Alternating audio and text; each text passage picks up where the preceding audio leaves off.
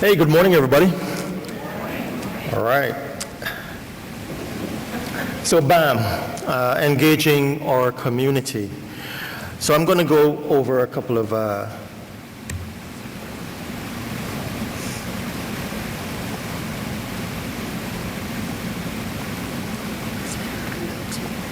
it's not moving on the screen.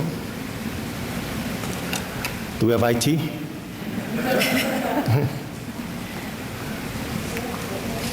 That's that I was just. There is a clicker, but okay. Is that working for you? It's not working. Let's try that again.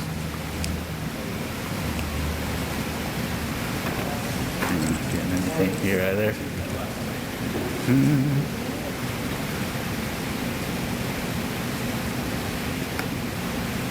Try now. Uh-oh. All right. Well, It's a movement. we're going up there. Okay, so can we use this? Yes, let's use this.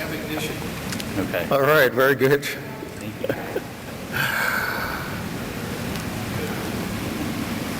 All right, so according to the Architectural Registration Board, in 2022, July, we have approximately 121,000 architects in the United States. Each of these little figures that you see here represents about 1,000 architects.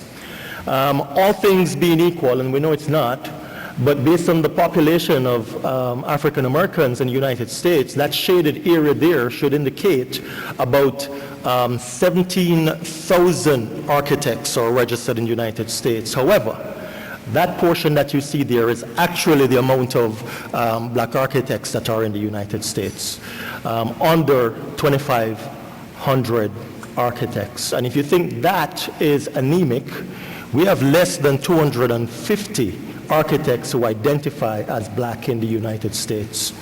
I think these graphics here really display the stark reality that we have in our architectural profession in terms of the amount of presence that black architects have in the profession. As a result, oftentimes people that look like me feel like this at a party. We feel a little bit isolated, and sometimes we feel as if our voice is not heard, we're not around the table being part of the discussion. Diversity, and I think everybody inside this room here fully understands the strength of diversity and why it's important to our profession, to our community, and to our nation. It helps us to bring more ideas to the table. It helps us to allow us to leverage our background to form solutions to our communities. The BAM program was established in 2016, and its sole purpose was to help to diversify the architectural profession in the United States. The program involves quite a bit of events, starting off with presentations and then several different types of workshops. We have camps. We encourage and we facilitate office visits, mentorship, scholarships, internships, and employment. During 2016, 17, 18, and 19, we did a lot of what we did in person. During the pandemic, of course, we had to adapt to change, and we came about putting all of our workshops one by one online. And we found that we started to reach not just students in Miami, but students throughout the entire nation. We reached students as far as in Seattle, far north as Chicago, and North Carolina, etc. We usually start off our BAM engagement with the community with our introduction to architecture program, where we get most people on kind of the same level playing ground as others. Some people have heard about architecture, but we have found that 90% of the students that we engage in our community have never heard about architecture before. Even though they live in a house, attend a school, their parents go to an office and so forth, they've lived in architecture, but have never realized that these spaces are designed by someone to solicit a reaction. And of course, most of those presentations end with an idea to the students about how to become an architect, starting from the type of subjects they should be considering in school, the subjects that they may think that they're weak at, and how to become stronger at that, how to prepare a sketchbook, a portfolio, and of course, because of the cost of the architectural education, how to put yourself in line for scholarships, for grants, and so forth. We also include interior architecture as an important part of what we do too, and we collaborate with the IIDA as well. My favorite workshop is Sketch Like an Architect. How do you communicate your ideas? And we have several workshops like that, you know. Verb Like an Architect. This workshop actually, we hold it now online bi-weekly, every Thursday, every other Thursday online, and it is led, I started it off, now it's led by Hajar Abdu, one of our staff at MC Harry and Associates. And we have children as far as, again, Chicago, North Carolina, Tampa, and so forth that join that sketch session every other Thursday. Speak Like an Architect, led by Naomi Harrison.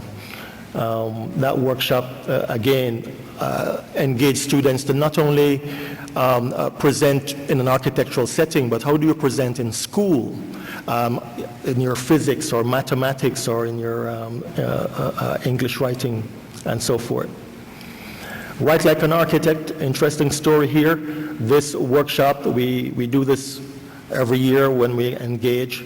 And at the Architects in the Making summer camp this year, one of the students who was part of this session run by Mariam Mohammed, she was writing like an architect. She is in her second to last year of high school, and her presentation, every single thing that she wrote, she said she learned from this program and she's writing like an architect. Make models like an architect. Jalen Harrington run this program, and we have different levels of this program, starting off from folding paper to using, chipboard and so forth. And then we have our 3D modeling workshop as well, where we use SketchUp, a free program. You do have a free version online, and we encourage students to learn this program because not only it will help them in creating a portfolio, but they can use it for other subject areas in high school and middle school. Interesting to note is this program is a 4-day program, and at the end of 4 days, the students are producing these types of work because of their familiarity with computers and computer games and so forth. And they're creating some very interesting things in just 4 days. We also have a program where we go to colleges, and we encourage the students at those colleges to engage their community wherever they end up after college. This is at FAMU in particular, but we do this at FIU, we do this at also MDC as well, and UM. You see, many of these students, for instance, at FAMU here, they will go on to communities all over the nation. And if they understand how easy it is to engage, then they'll be able to implement programs similar to the BAM program where they go. We immerse students in camps. I mentioned the Architects in the Making program, which is an annual program at the University of Miami School of Architecture. That program went online during the pandemic. We're now back in person again. And the BAM students help to diversify the population there that attend the camp. We conduct office visits in the local Miami area and take students to colleges and schools. Here at Miami-Dade College, bottom left, FIU on the right, and top left is the Design and Architecture Senior High School in the Design District in Miami, taking students there so that they can see the work of college students and high school students and what they're doing. So put them in a place to realize that if those students can do it, then so can they. We also offer scholarship programs to students. We don't have a lot of money, but $1,000 can do quite a bit in terms of buying model making equipment and so forth. And we do internships as well at MC Harry and other participating architectural firms in Miami in the summer and also throughout the year if the students' syllabus accepts that. Here is a student from DASH that's with our summer program, but we intern students from the K through 12 program as well throughout the year, some years, and also college students also intern at the firm through the BAM program. Jalen Harrington is our first BAM mentee that MC Harry employed, and we're continuing to mentor Jalen, who is now attending FAU pursuing his professional degree, and he has our full 100% support. The BAM program has been proliferated in a couple of other places. Here, BAM Orlando is doing fantastically well in Orlando with the same mission, which is to enhance students' knowledge about architecture by exposing them to the profession by professionals. We also have BAM Broward that is very active. Malcolm wasn't able to be here because he got ill, but Anson is here. We have Nadine, Vanessa, who are also part of the BAM program as well. That's it for BAM.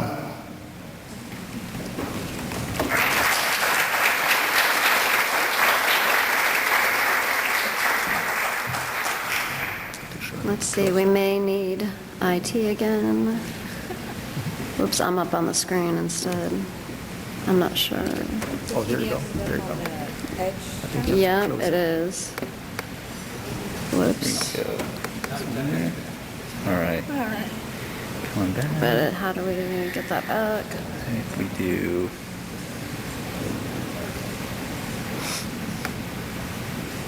I think the screen was extended.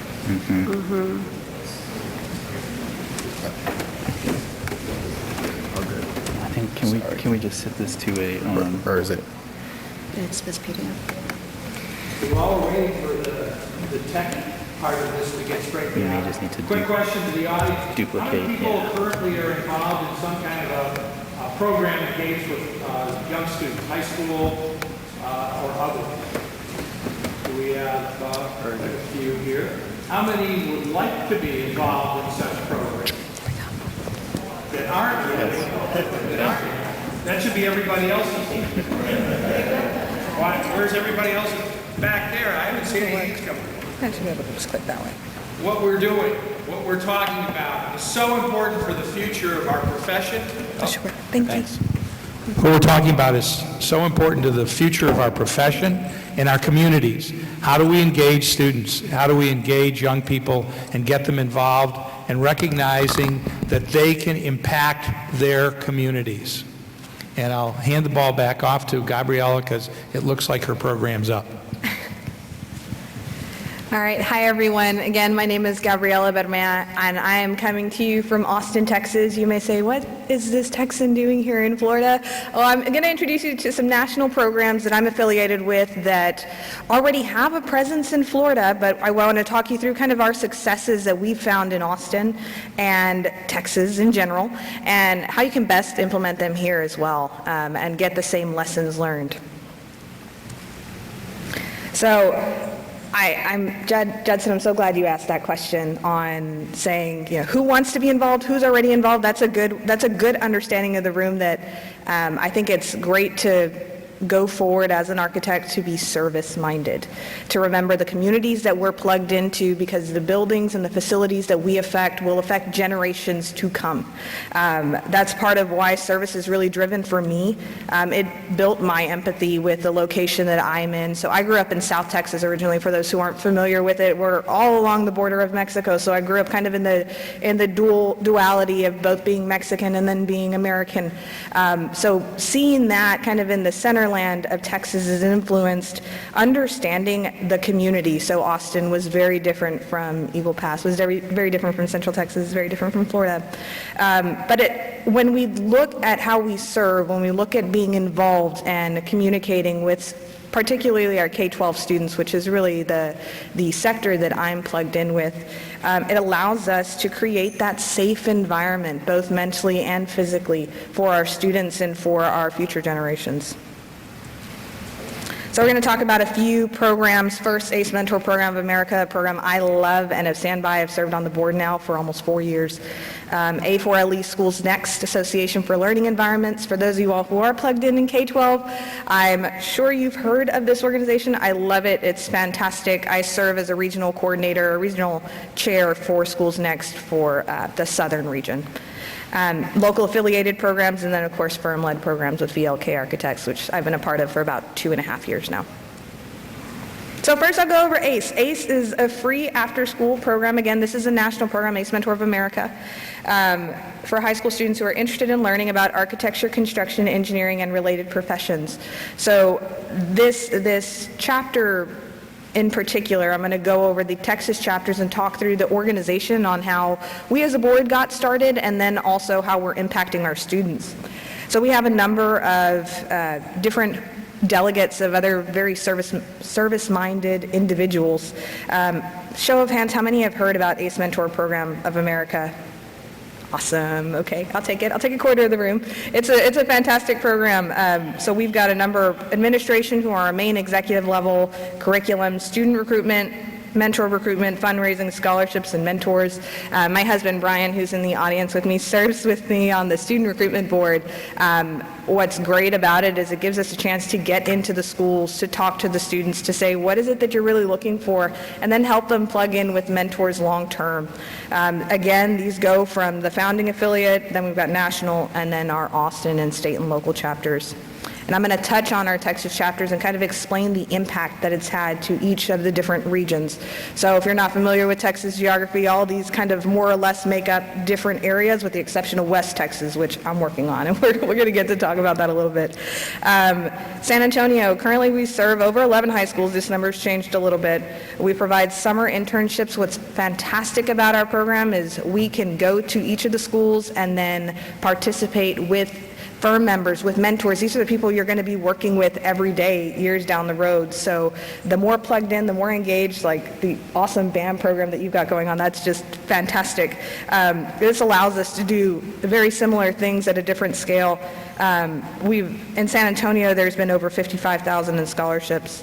In Austin, we're in our 6th year of service. We serve about 30 schools in the greater Austin region, over 500 students impacted, and $275,000 in scholarships.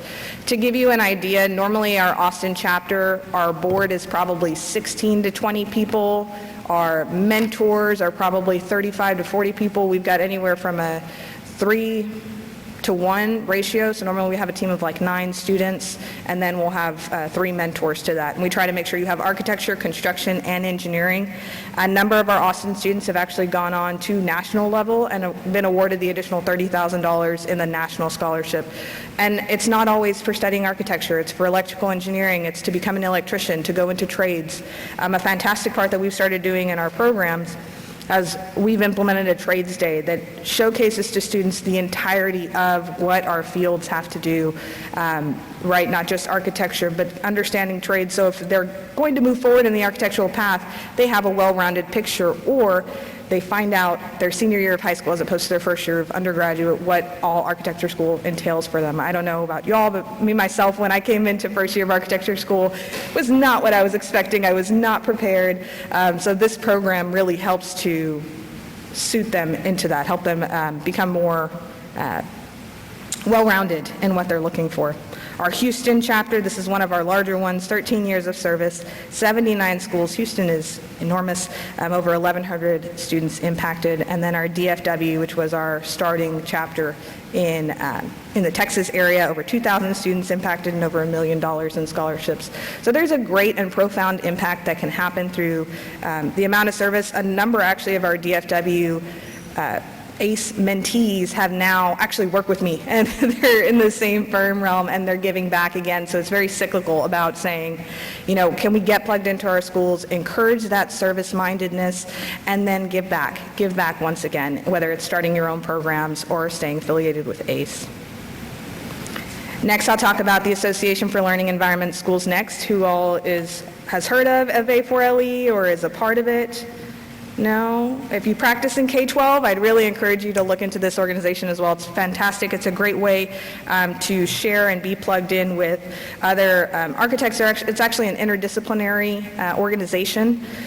Schools Next in particular is a program that's aimed at middle school and high school students, but rather than like ACE, that's a really large scale, right? You're talking a city scale. What Schools Next is it allows you to go into each individual campus and build a curriculum. A curriculum has been built, but build it into the curriculum of a STEM teacher or of a architectural teacher. And what Schools Next does is that's an entire semester long, almost a year-long program that goes from September to March.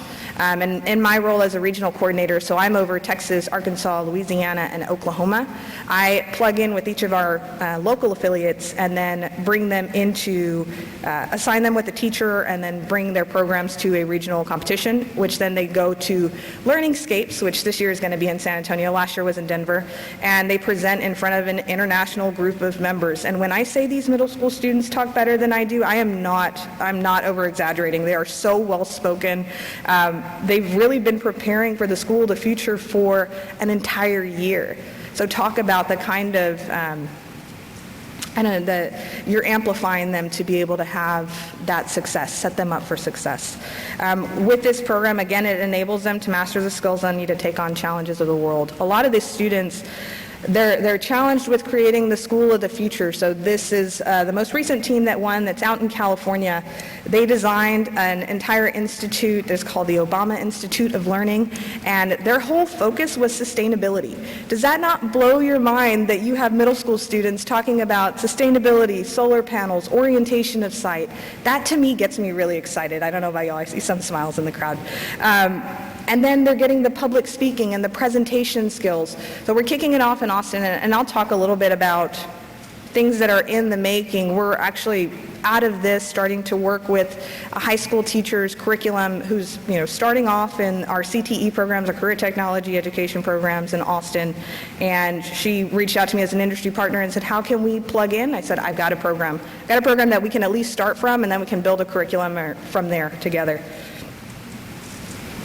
Local AIA affiliated programs, in AIA Austin particularly, we have what's called DV 3x2. It's a part of our Design Voice Committee, which is our service leg of the organization. They really are plugged in with K-12 again. You'll see a constant theme. It's a week-long summer program that pairs professional architects and engineers with high school students who are interested. So a number of these students are actually my same ACE students that I get to plug in and say, hey, ACE doesn't have a summer program, but I think this could be a really good idea. And what these students get to do is they get to travel to each of the locations. So here in the photo that you see, this was actually a couple weeks ago. We had 3 students from 3 actually different districts, charter schools, public schools, in Austin, and they went through our schematic design process, our design kickoff, what we have, it's called BLK Launch, where they're going through adjacencies and creating a middle school, right? They're talking about what they like, what they don't like. And what was awesome about this is we were actually able to show them where we are in the schematic design process now for the same school. So they were able to see kind of a full picture. We had the Enscape model we were flying through. I love using Enscape models and Xbox controllers. I don't know about y'all, it's my favorite thing. So they got a smaller version of what our process is, because when you go through those SD kickoffs, not everyone gets to see the same perspective. So bringing them into the office really helped to engage them further. And then firm-led programs. At VLK particularly, we have our high school mentorship program where we bring in at least 10 students in each of our offices to come in, be engaged with what we do every day. It's normally about a 2-week program. They actually are fully paid, and they go through and we'll go from Revit and documentation to on-site and do construction administration and punch lists with us. Again, there you see our interns on the job site. And construction, I know everybody loves construction. That's a really good one. That one to me is a no-brainer. It's a great way to give back to our community and then also engage with students who are interested in architecture. A ton of overlap. My parting thoughts and additional suggestions before I step away. I'd say get involved, find out who you are and what you love to do, whether it's a local community group that's not affiliated with architecture, find something that you're personally passionate about. What I've found is that teaching was my path not traveled, if you can't tell. I think in life sometimes you go to the route that you chose to study, so I much love architecture and I chose it for a reason. It's my profession, but I knew in my heart I'm a teacher's kid, so I wanted to go into education and be plugged into schools in some way. And when you find those pieces out, those organizations just kind of start to show themselves and reveal themselves as you work on. Become a mentor for local nonprofits. That's how we got plugged in with ACE. I'm calling out my husband Brian there. Become involved with the schools in your neighborhood, especially if you're in K-12. It's just what better way? They're your experts. They're living in the building every day. The students are. And then serve on a local education foundation. I've recently started an appointment with Pflugerville Ed Foundation. I live in Pflugerville, Texas, which starts with a P. I just feel like I have to call that out. That's a great way to plug your firms in with getting funding into public education or funding into charter schools to help those students get the enhanced programs that they're looking for. Okay, that's it. Jed, I'll pass it to you.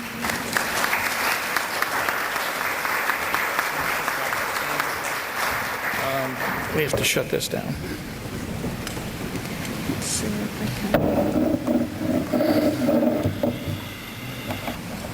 Get to This one. that right? one. Yep. Is it not open? Presenter notes, Judd, or are you just going off of the presentation? No, I'm presenting. FCR slideshow from beginning. Should be good. You should be good. Well. Sorry.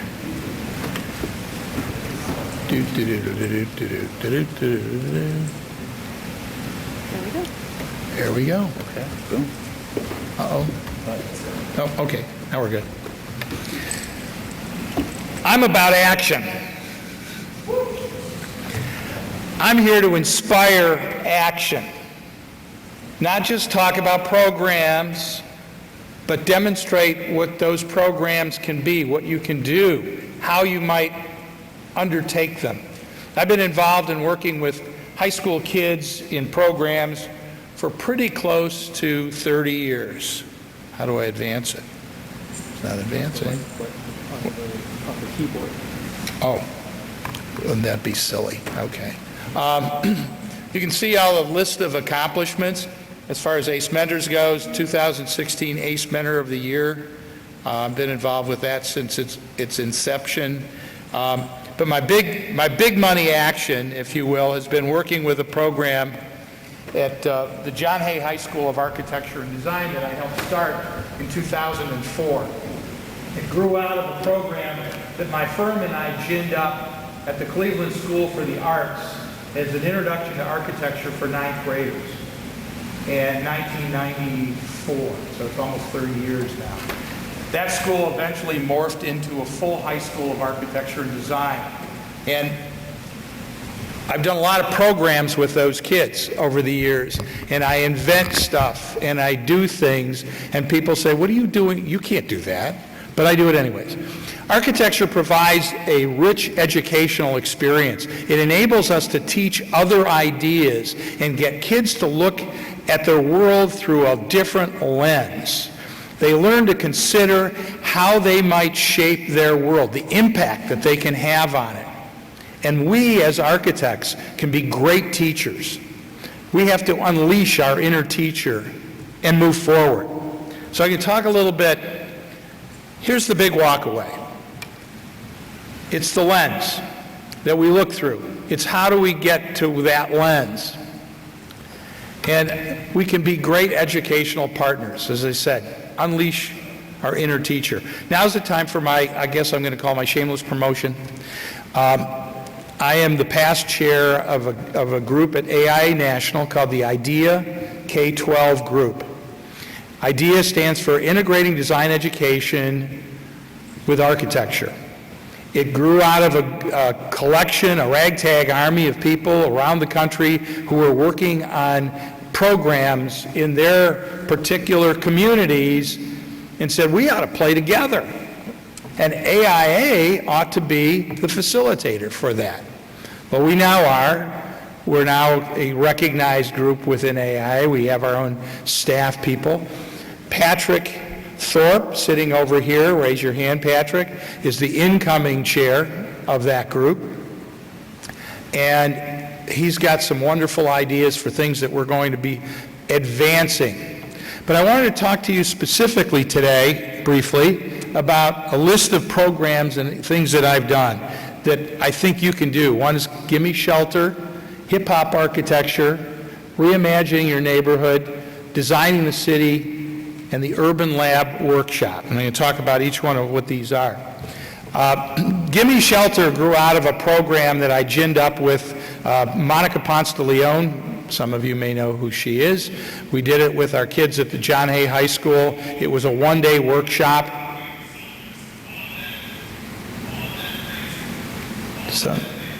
Somebody want to answer the phone?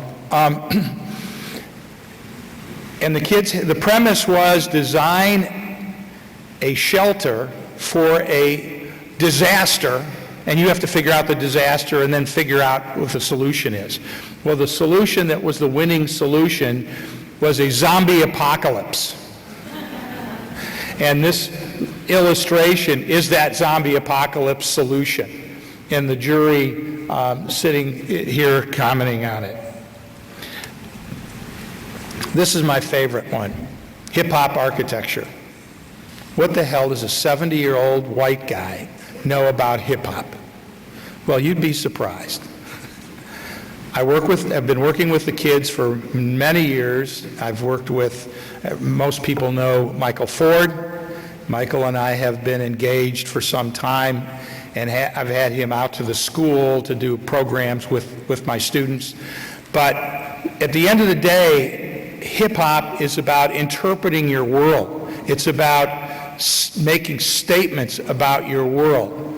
And the kids then figure out how to use that as an understanding of architecture and their environment. And they create these places as a result. Reimagining the neighborhood was another program. What is the community neighborhood? We go out and we do what I call a walkabout. And we take the kids on a tour of their local neighborhood to understand the character, quality, and the experience that they have in their community. And then how might they affect it? How might they do something different with the places? And these were some sketch drawings and working in coming up with how might they change the character of their community. Designing the city is part of an urban lab that we do with the kids. Again, understanding what's missing from this picture. When they go out into their neighborhoods, what might be there that's not there, and how might we get it there? And the outcome from this particular project was a music center. And the kids designed the music center. Finally is the Urban Design Workshop. And again, it's learning about your neighborhood. It's understanding the character of the community. There are places that I'd taken my students. They didn't know existed in their own neighborhood. They lived around the school. There's a place in Cleveland that's called the Caramoo House. It's the Center for African American Theater. It was the first place where many great African American performers, directors, and artists got their start in Cleveland, Ohio. In fact, on occasion, Martin Luther King stayed there. It was designed by Robert P. Madison, or redesigned, because it was built in the early 1900s. It was redesigned by Robert P. Madison's firm several years ago. Robert P. Madison, I'll give you a brief because this guy is wonderful. He turned 99 yesterday. He's an architect in Cleveland. He has a great book. Again, I like to reference books. He wrote a book called Designing Victory. It's about his life and his influence. And his former fiancée became Martin Luther King's wife. And they have been good friends. They were good friends all of their lives. But these are kind of programs that you all can do. These are the things that you can think up. It's being creative. If we want to build a more diverse and inclusive, robust profession, and this comes from an article I wrote that was published in 2009 in Architectural Record, be visible. We have to be seen. You have to be seen. We have to be involved with local schools. Be proactive in developing student enrichment programs. We need to be inventive. That's not hard. Be a benefactor.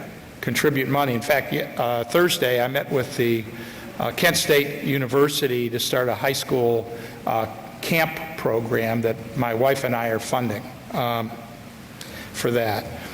Be a teacher and offer to teach. Go into the schools. That's what I asked you earlier. Be a counselor to parents. Parents need to see this too. We need to not only work with students and schools, but we have to reach out to parents. Be a tour guide. Be a mentor. Be a connector. And be a champion. Be a promoter and create student design competitions. So you can outreach to the local AIA chapter, write an article, as I've done quite a few of them, meet with local chapter events, through chapter events, find champions. I got to find my replacement. I'm 72 years old. I can't do this forever. I need my successor. He's right there. Patrick. Build a network. That's the AIA Idea K-12. Contact ACE Mentors. It's a really great program. The Cleveland program has 11 schools in the CMSD and 3 schools in the Akron Metropolitan School District. We gave out $100,000 in scholarships just this past year. So, as I said, architecture can be a powerful tool, used as a lens to look at other disciplines, apply principles of all academic pursuits. That's the wonderful thing about the John Hay High School of Architecture and Design. They look at all academic engagement through architecture. They looked at how architecture affects English, math, science, everything. Architects can be great educators. Unleash your inner teacher. Engage the profession.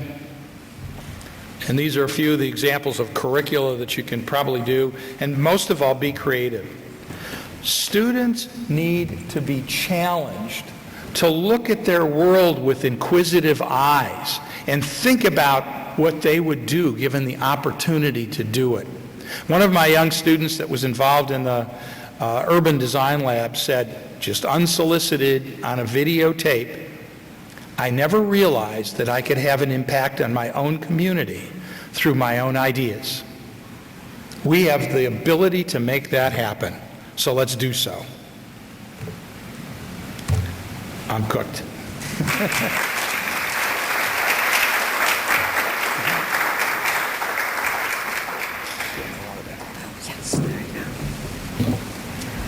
All right, so I think we're going to open it up for questions, and we'll go ahead and kick it off. I'll kick it off first with a question to all of you, because we've looked at a really wide range of potential programs that anybody here can take ideas from and go back into their communities to implement.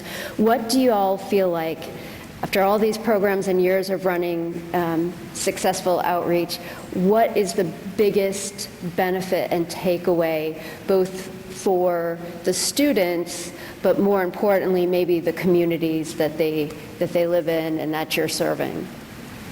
And I will grab this microphone and pass it down.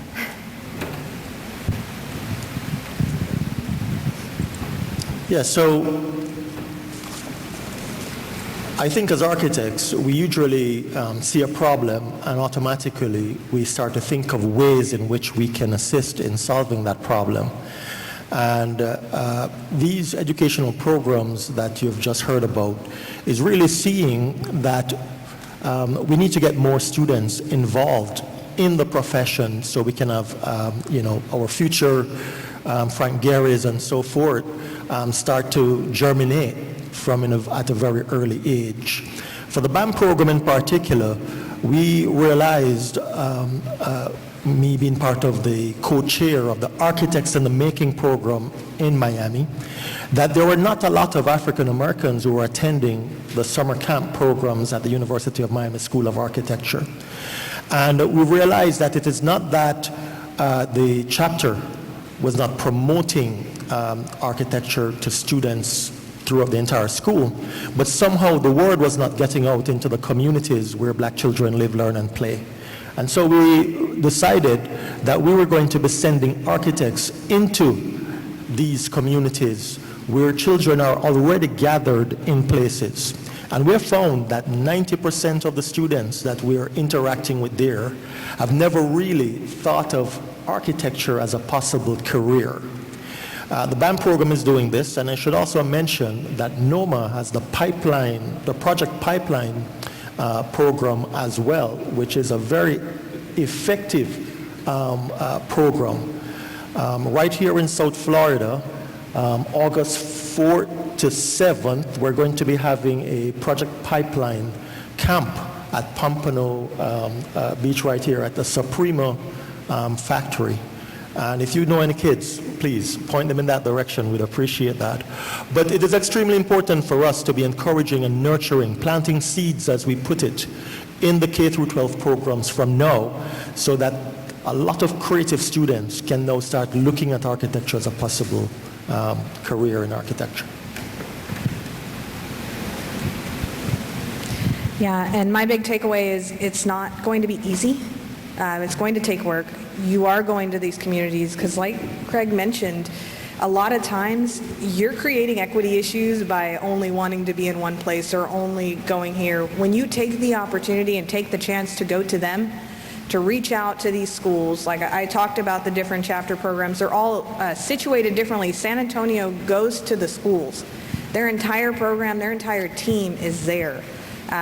You're plugged in with your educators. I'm glad, Judson, you brought up teacher support. That's fantastic. Teachers and parents, making sure that the parents understand where you're coming from as well and know the community you're in. I know for myself, when we're going into a Spanish-speaking community, be respectful of the customs, be respectful of where you are and what you're doing and the students' engagement. Understand that there may be different kinds of cultural cues. I talk about that a lot because just of Austin's political history in the past. To just be respectful of where you are and ask a lot of questions. They're the expert. They're the expert in what they want to do, right, and what they're interested in, and what you can provide as guidance. And it's very rewarding when they come back around. The best part is when they're working with you, right, or they're your client, or they're on your team, or they're your boss, right? I just think that's some of the best things. It's so well-rounded. I think one of the most important takeaways and one of the most important things that this outreach enables is the notion of design literacy and understanding the urban environment. If we hope that people want better, they have to have some idea what better might be and how they might get there. And we have a unique ability by investing our own time and our own money and our own energy and our own creativity in those students to help them understand what better is and how to evaluate it. As I said, to look at the world through inquisitive eyes and question why things are the way they are and what you would do different. I tell my students to walk around with 3 things in their pocket. One is this, a little sketchbook and a pen or a pencil. And as they go through the world, make sketches, do drawings, write down ideas, because this is your vocabulary for the future. I ask them also to read everything they can, and not just read on the internet, but read books. They're great ideas in books, and you learn that, and you build vocabulary, and you enable yourself to speak and present your ideas. And then finally, to really think about the world that you live in, and think about how might we be disruptive to it, and changing where the trajectory is headed, and go to a better place.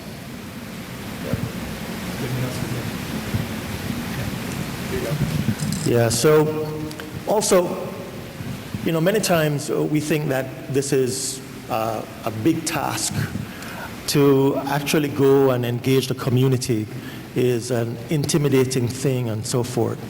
But, you know, if you were part of the program before talking about burnout, etc., and you see that SMART goal that was suggested as one means to make sure that we're not overexerting ourselves, is, you know, make whatever it is that you have planned to do with the students simple, you know, measurable, you know, something that is going to be achievable, and so forth.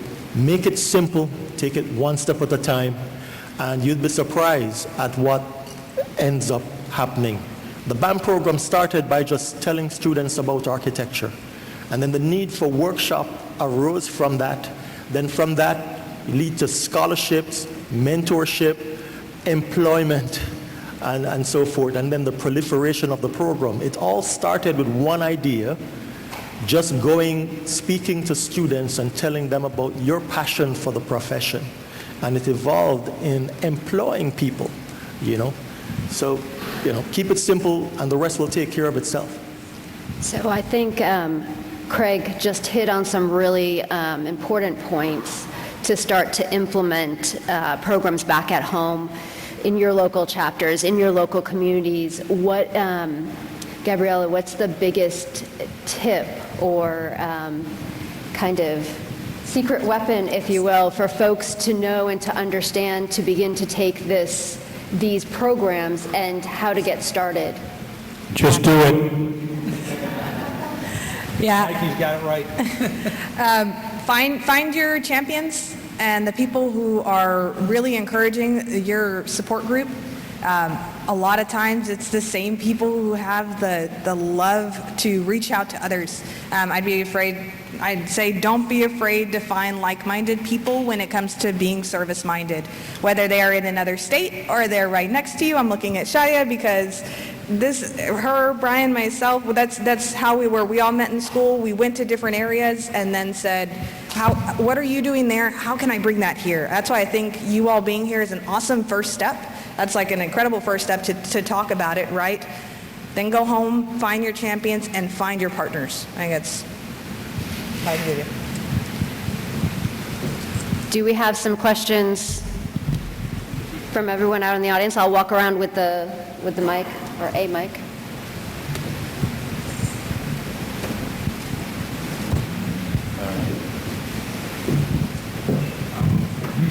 Here's Patrick. Thank you all very much for being here. The question I have relates to volunteerism.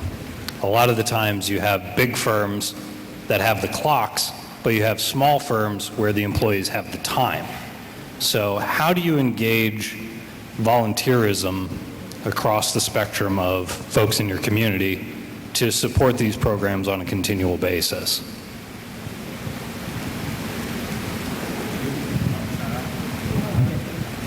Okay. There's an organization in California called the 1% Solution. I don't know if any of you have heard of that or not, but it certainly is worth considering it. If you take 1% of your billable time for your firm and dedicate it to community service in some manner, way, shape, or form, you can be very impactful. And if you think about that in context, and depends on how many people you have in the firm, mine is 99% solution and 1% work. But that 1% can be very influential, and it makes a difference. And as architects, we want to make a difference in our community just by what we do in design. But this is designing community and designing the future. So there are different ways in which you can volunteer and contribute. You know, it's not only about the champion that's out in front, you know, preaching the gospel, if you will, but there are firms who can contribute in terms of providing scholarships to the students. That's a form of empowerment, right? And then there are opportunities that you can get your mentees involved in the program that you're doing so that they too can develop, as Judd mentioned earlier about finding your replacement, right? Getting people to understand how, you know, you were probably in a similar position to them a few years ago, but through this kind of volunteerism, you have gotten you know, better and better. You have learned more and more from the program, etc. And now they can step in and run the program. You know, I think of Naomi Harrison, who is here, by the way. Wave, Naomi. All right. Who has been part of the program from the very inception. And she relating many times about how much she has learned because of the preparation that she has done to go to different schools. I've seen very shy people who don't really know how to engage become expert at engaging and leading programs because they were asked to, hey, follow me here and just be a backup. Next thing you know, they're in front and you can step back and watch them lead. Volunteering is something that, you know, a lot of people with this imposter syndrome think, this is not for me. This is not where we all have it. But eventually, if you do it, you become it. You know, volunteer, do it, step out there. We need you. I'll touch a little on firm support, on making sure that you're aligned with somewhere that maybe meets your goals and what you want to do. So I'll shout out VLK Architects. We're a K-12 firm in Texas. We are about 180 to 200 employees, so mid-sized for that area. And what we do is we have 8 hours per quarter for each employee to go and volunteer and go into their service. 8 hours a quarter. You think, why everybody should be volunteering. Even with that, that's not necessarily the case. People have different goals, they have different wants, needs, or volunteer looks different for everyone, right? Like Craig mentioned, some are more focused on the scholarship, some are on the writing in the background, some are the champions that are in the forefront. What has impacted that really, I'd say post-COVID-ish, we're kind of still in it a little bit, but has been what is talked about in the firm, what is rewarded, what is kind of showcased, because in getting people involved and in showcasing that involvement, right? That you celebrate volunteerism the same way you celebrate project wins, the same way you celebrate all these elements. It impacts your firm's culture. And ultimately, you end up having an entire cohort of volunteers, of people who see it because it's celebrated. We have our new emerging professionals who come in and are saying, I want to do that same thing. I want to be plugged in ACE because you love it so much, or because the firm is supporting it, or this, that, or the other. It comes down a lot to firm culture, and then you get the support behind it. Yes, I guess I've been somewhat remiss in getting very involved in this sort of thing. Of course, I've had some students come in and shadow me, during the summers and things like that. But recently I've had the opportunity to get a little indirectly involved. My daughter is now a high school art teacher and in Orlando, and I'm encouraging her as part of her program, and especially when she gets into trying to teach kids perspective. Well, instead of having them draw, a flower pot or a cereal box, have them draw a building. Have them do a building in perspective, and at least they then begin to realize, a little bit about of what architecture in three-dimensional, is. So, there are a lot of ways to get, to have an input, and I think it's very remiss in the high school, from what I hear from my daughter, there's not a lot of exposure to architecture. I don't know, maybe art program is a way you could bring architecture into it a little easier than you could in other subjects. But anyway, but there are ways to have an input, even if it's not directly. Thank you. I'm not sure this is, I think it's a good wrap-up story because it's about inspiration. How do we get inspired to do what it is that we do? I got up this morning, I get up early every morning, but in Northeast Ohio, you don't get to have this experience. I got up this morning to watch the sunrise on the ocean because I knew something was going to happen that I wanted to have the effect of it. And what happens is when the sun comes up in the morning, and you all are down here, so you have the opportunity to do this more frequently than I do. And it only happens on the East Coast because the sun has to come up. But when the sun pops up above the horizon, there's a beam of light that shoots across the top of the ocean, and it hits you in the eyes, and it'll knock you back. It's so powerful. And I came to realize, and I did this because I've done it before and I love the experience of it. I do it not because my ego says the sun shines only on me in the morning. But there is only one particular ray of light that I can see. If I get as close as I can to Gabrielle or as close as I get to Kim, I can't see their ray of light and they can't see mine. But it's there every single day when you wake up, whether you're on the ocean or in the Midwest. The sun is still coming up, and there's a ray of light that only you can see. That in mind, you're under a big spotlight every day of your life. So do something with it. Do something meaningful that will impact others.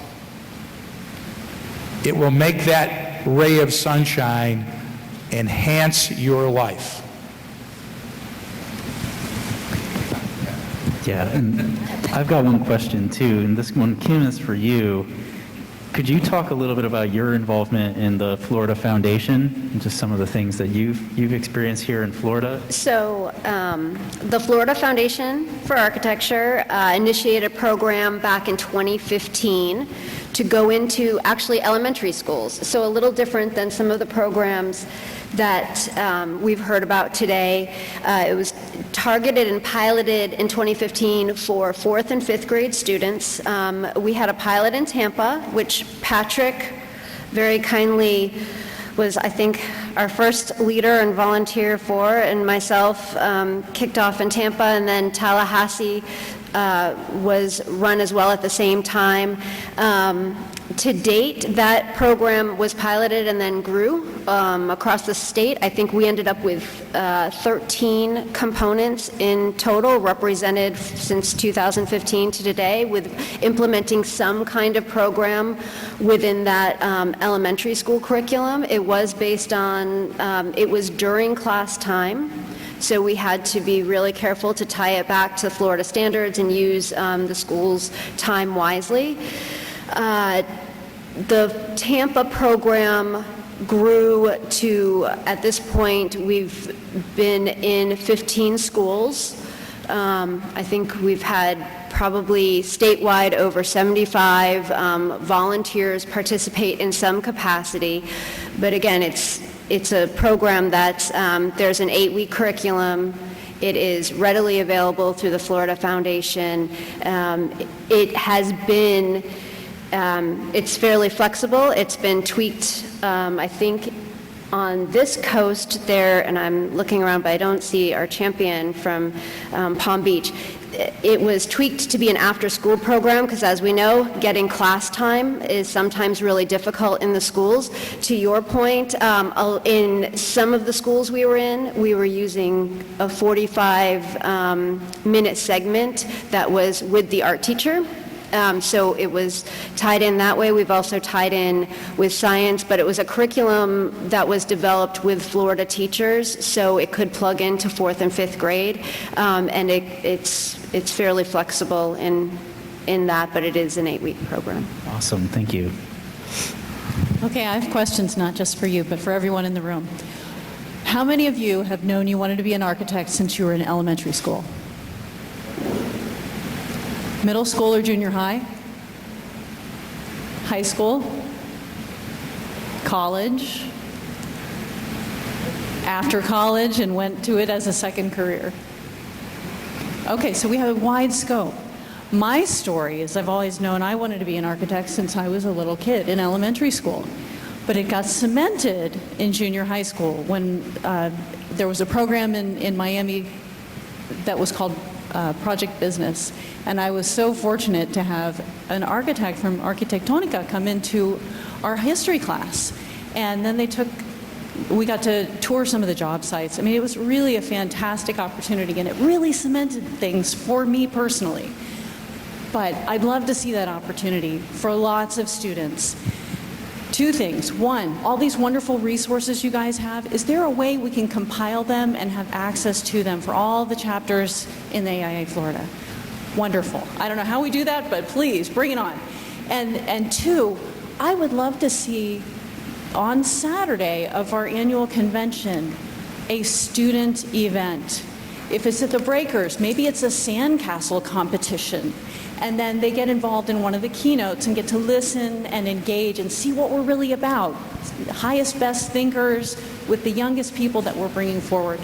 Maybe have some scholarships to get kids in here to travel. I'd love to see a student component of our annual convention here in Florida. So I don't know how to make that happen, but maybe the right ears are hearing this message. Yeah, so, the Florida Atlantic University has several students here at this conference, and each day I get to meet different students from that university, be a part of this particular conference. Kudos to you. There are some of these students that are right here. They're fantastic. Now, this afternoon at 3:30, we will have our paper tower building competition. It will be in the Ponce de Leon, room number 5, where we have the exhibition, and it is a demonstration to show how easy it is to engage students with minimal amount of resources. 12 legal sheets of paper and some Scotch tape. That's all it takes to do something really exciting. Judge said, and some Scotch for the rest of us. But I encourage you guys to be a part of that so you can see how easy it is to implement, engage the students, teach them about some aspects of architecture that will excite them to pursue this as a possible career for themselves. As far as answering the question about the availability of information, the sharing of these programs that are out there, there are two things that are out there. The IDEA K-12 group has created an inquiry that's been sent out to all the chapters for them to fill out, and the purpose of it is to then collect it all back and create an archive of all this information that can be readily accessible by all components and members. That's a work in progress at the moment, and there is a previously existing document that's called the Connectory that was created through the Committee for Equity in the Future of Architecture. And that's available, I think it's called the connectory.org. You can go online, look it up, and find programs that, and you can load up programs to it as well. So it's a great way to find things that are being done around the country that might resonate with something you want to do. And I'll speak for Texas at our annual conference. We call it Texas Society of Architects, our TXA conference. For that, we have a student design competition that we issue every year, and that's aimed at our university students, and our committee on education is the one who takes over that, our state committee. And then with A4LE, with Association for Learning Environments, each of the local chapters will issue student scholarships for K-12 students to apply to. Mostly it's high school students to attend our either Southern Region Conference, which this past year was in Fort Worth, or they'll attend our international conference, which is Learningscapes in San Antonio. But the local chapters have taken the initiative to offer scholarships to students to get them to it. I'd be happy to talk with you more on bringing them in addition to our School's Next student. All the students who are involved in that program, all their travels covered through each regional area. So getting funding to bring people here is key. I think if you're trying to get students here, make it accessible and make it as easy as possible. I even benefited from it. I attended the Learningscapes conference on the Otto D. Grove Scholarship that the Association for Learning Environments gave me last year. That's how I was able to attend Denver. And I'm post-professional now for 6 years or 7 years already. So that's always a great way to incentivize people to come. Anson Stewart, Vanessa Smith-Torres are professors at FAU, or was a professor at FAU. But their involvement with the students there, I think, helped to result in their presence being here at this particular conference. Let us commit to ourselves that we are going to make sure that our local universities are present at our conferences when we have them, especially when they're so nearby. FIU, UM guys should be here, MDC guys should be here. I met someone from Broward College who is here. Cheers. Get the students involved from now at this college level to understand the importance of what we're doing as architects and how we're impacting our communities. Yeah.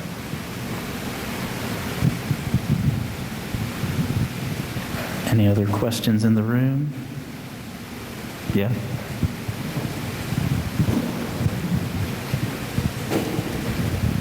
So you have all these great resources that sound wonderful, but what is the person that you contact when you're going into these schools? Is it the teachers themselves? Is it an administrator?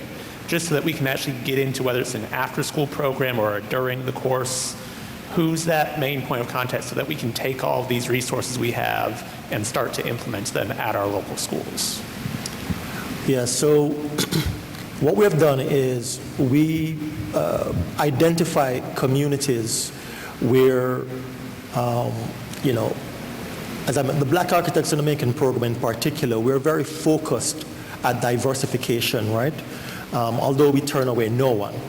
But we identify schools where, our target audience is, and we contact the principal directly. They usually put us on to the lead teacher, or if there is a parent that has been a part of our BAM program elsewhere, we use that as our contact to get to that school, or that church, or that mosque. And then we get involved there, and then we deploy professionals to go into the school and not necessarily ask them, the students, to come to us, but we go to them, and we find that to be very effective because we have a captured audience where the students are already assembled, right? And that's where we then tell them and conduct workshops, etc. But principals, lead teacher, parents, pastors, people like that, that's our in. That's our lead to get involved and get in contact with hundreds of students. And I have the benefit of reaching out to my clients who I work with every day. So I see superintendents very regularly. I work with high school principals or middle school principals on our new projects. That's my in. With ACE in particular, we built a database of regional teachers, and now we've kind of started to streamline it by saying, okay, I'm getting into the CTE director's monthly meeting. So Austin ISD services 85,000 students. I get to sit with the 13 CTE directors. I bring my associate board member with me, and we'll go over and talk about our program, and then that teacher will then reach out to an architectural administrator on their campus, right? Because not every campus offers the same program. It's the same, reaching out to the individual teacher is awesome as well, but get them in the summer. Get them right before school starts so they've had their vacation. That's where this curriculum building opportunity is coming from, is they were in that launch process. There was a high school teacher who's about to start her engineering program. I just asked the question on, hey, what are you doing? She goes, actually, I'm a first-year teacher and I don't have a curriculum built yet. Like, I've got some ideas, but a lot of it is free-flowing. Jump in it. I always also somehow manage to put ACE into every conversation I have with a professional, so that helps. It's just having it as part of who you are. You'd be surprised by the conversations you have at grocery shops with people in front of you in line. It's great. I think the easy is, it's always the principal in the school, because if they're the gatekeeper to anything that's going to go on. My wife is a retired school principal, so I learned that from her. And that's your entree.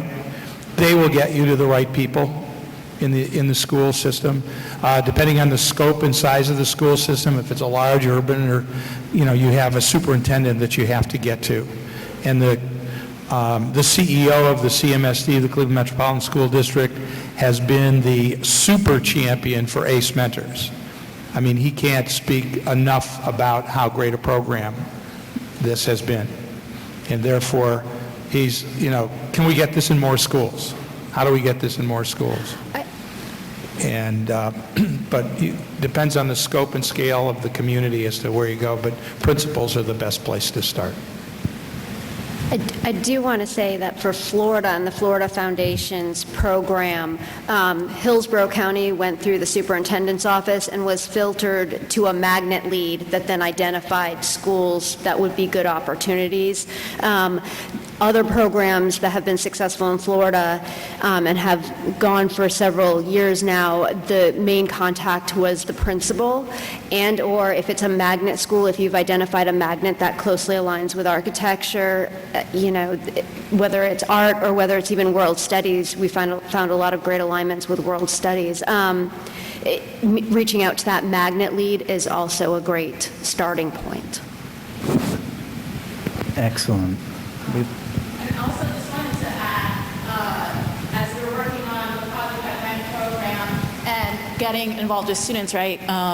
Getting the students to participate in this program. Another thing that we have found really successful, and I love that you had it in your presentation, and reaching out to the Boy Scouts and the Girl Scouts, but also reaching out to organizations. We recently had an opportunity come up to work in schools through the Boys and Girls Club.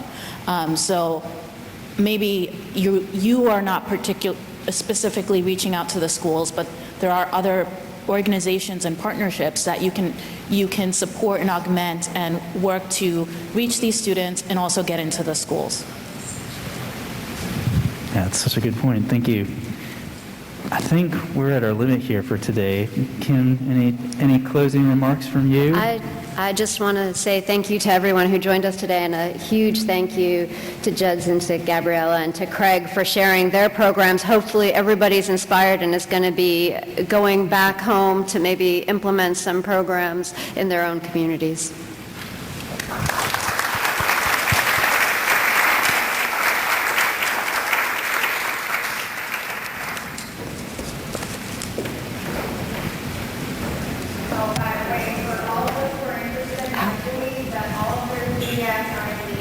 So if you just click on the session, they'll be there. Sorry. Thank you, Kim. Thank you.